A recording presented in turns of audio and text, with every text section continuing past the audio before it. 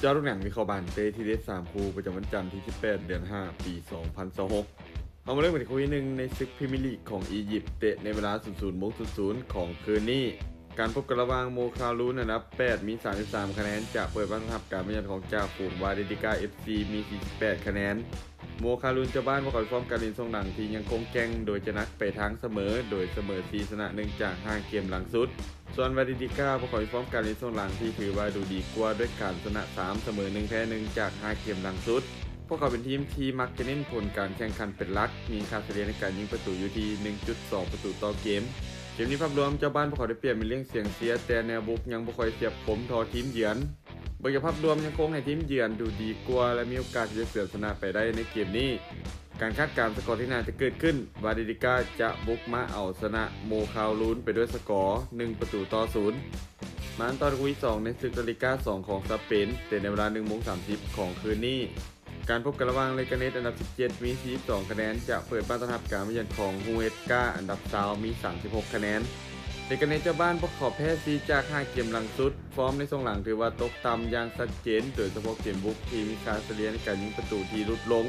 ส่วนฮูเอสกาทีมเยือนพวกเขาฟอร์มการเล่นช่วงหลังที่ถือว่าใกล้เคียงกันปัญหาของทีมคือฟอร์มการเล่นนอกบ้านที่ยังบ่ค่อยสม่ำเสมอเกมนี้เลกาเนสพวกเขาเล่นในบ้านแต่ความมั่นใจของทีมยังถือว่าตกต่ำส่วนฮูเอสกาเกมนี้พวกเขาไม่เล่นเกมเยือนน่าจะเน้นเกมรับให้แน่นแล้วก็จะว่าการเล่นเกมส่วนกลับเกมนี้มีแนวโน้มค่อนข้างสูงที่จะออกมาแบบอึดอัดและยิงประตูกันบ่หลาย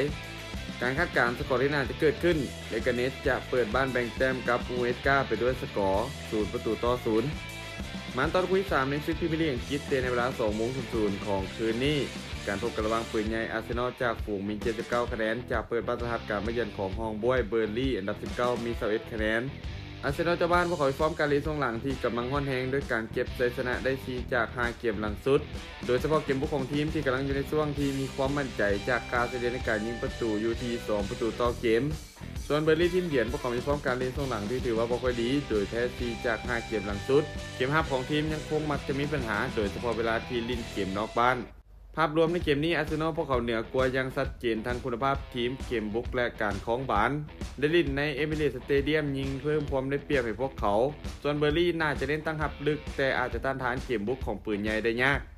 การคาดการณ์สกอร์ที่น่าจะเกิดขึ้นปืนใหญ่อาร์เซนอลจะเปิดบ้านเอาชนะเบอร์ลี่แบบสบายๆไปด้วยสกอร์3ประตูต่อ0สุดท้ายนี้เด็กคนสนใจในทางที่ดีแบบนี้อย่าลืมกดไลค์กดแชร์ออกไปเพื่อเป็นแนวทางเพิ่มเติม